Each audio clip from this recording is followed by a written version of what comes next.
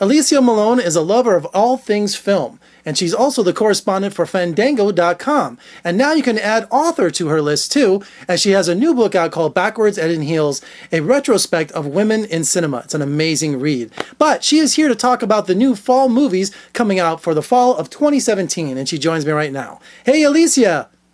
Hi, Jeff. Greetings from Las Vegas. How you been? Long time no talk. I know. I love talking to you though, so I'm glad. All right, shameless plug right off the bat. I always use Fandango.com. I have to admit that because sometimes they don't show critics all the movies, so I have to go buy my own ticket, and I always use Fandango. Good. Good.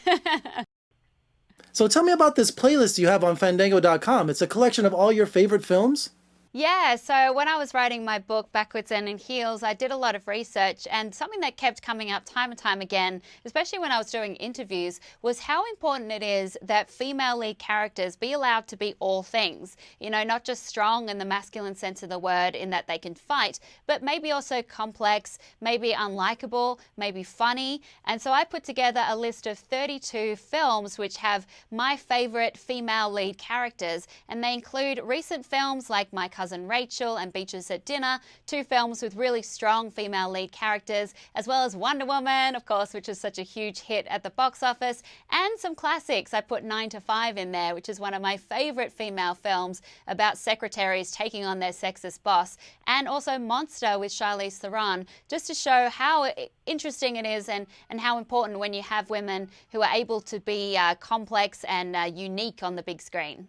So making news lately is director James Cameron, who criticized that Wonder Woman, this incredibly successful, popular film, is a step backwards for women. And I just thought that was outrageous because I thought it was empowering to women. I thought this was the first time a female lead in a comic book movie, or just in general, that was just could go toe to toe with anything else out there. Me too. I mean, I have to say I disagreed with what he said, because one of the things that I love about Wonder Woman was the fact that she wasn't objectified at all. And I felt really powerful watching her on the big screen. I actually got quite emotional because for once I felt like she was a really strong female hero that was very feminine at the same time. And I think I totally agree with what Patty Jenkins, the director, had to say, which is, again, that women should be allowed to be all things. That you've got, Sarah Connor, who James Cameron gave us, who is a great example of a female lead role, but also Wonder Woman is a great example of a female lead role too. And it's just so important we have a range of female roles on the big screen and not limit ourselves by saying that women have to be this one particular thing.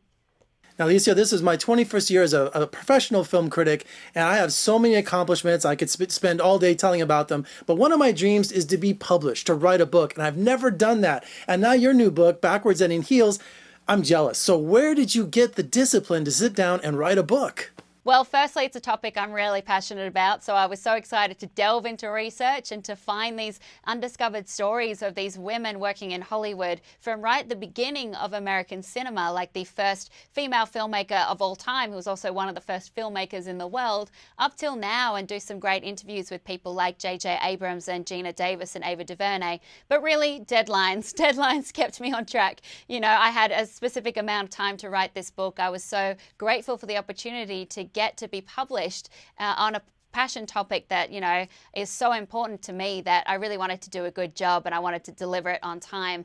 And so I really just buried myself in research, and I learnt so much. I thought I knew a lot about film, but I really didn't when I start to delve into these stories. And that's why I wanted to do it, is to spread these stories to people who might not know about them. Now, going back, 15, 20 years when I was in film school at UNLV, I took a summer course of women in film. And I just was so thrilled with that class because we learned about women from all over the world as filmmakers. And I had to do a report at the end of the semester, and I drew a women filmmaker to do a presentation on. And I drew Leni Riefenstahl. Yes. Adolf Hitler, the filmmaker of the Third Reich. It was crazy, but it just showed me that, cinema is a worldwide, art form with many, many women contributing it, including Leni Riefenstahl. Yeah, that's a tough one. I mean, she was very influential, you could say, but and very good filmmaker. But yeah, that's very controversial. But even her story is so interesting. And I love Agnes Varda. I love Chantal Ackerman. Also in Australia, Jane Campion and Gillian Armstrong. They're few and far between, but they're so important that we talk about these female filmmakers. All right, Alicia, I have to ask you, one of my favorite movies this year is Patty Cakes, and Danielle McDonald, who plays Killer P, the rapper, she's Australian. What did you think of the movie? Speaking of Aussies, I mean, she's a young Aussie actress. This was such a breakout role for her. I got to see it at the South by Southwest Film Festival, and everyone was buzzing about this film. It's a rap musical. It's a coming-of-age story. It's also really inspiring to see someone like the character of Patty, Patty Cakes, or Killer P, who wants to be this rap superstar, and she gets bullied. She gets told she can't do it. It's all about standing up for yourself and, you know, standing up to your haters. And I thought she also did a really good job rapping, because she had never rapped up until this movie. And I mean, the little I know about rap music, she did a really good job. So many movies coming out this fall, Alicia. I think one right off the bat that I'm excited about is Mother, the thriller with Jennifer Lawrence. How does that look to you? Me too, and we don't know too much about it, which makes it even more intriguing. It's a psychological thriller directed by Darren Aronofsky, who did Black Swan, but starring Jennifer Lawrence, who always brings such depth and dimension to her characters. It's about a couple who get some unexpected visitors to their home. You never know, it could be another Oscar nomination for Jennifer Lawrence. She's won one, she's been nominated 3 other times. Incredible. Thanks so much for speaking to me today. Much success with your book, Backwards in Heels, which is in stores right now. And also, come to Vegas real soon. I'd love to talk movies with you. Let's movie! Yes, I love it. Let's movie. All right, so make sure you check out Alicia Malone. She's on Fandango.com. You can check out her Fandango playlist. Also, you can check out her book, Backwards in Heels, which is now on Amazon or on all books, wherever they're sold. And also, if you want to talk to me, just check me out on my social media, Facebook, Twitter, Instagram, or go to VegasFilmCritic.com. I can't even think today. I'm Jeffrey Gay Howard in Las Vegas. Thanks so much for joining me. I'll see you next time.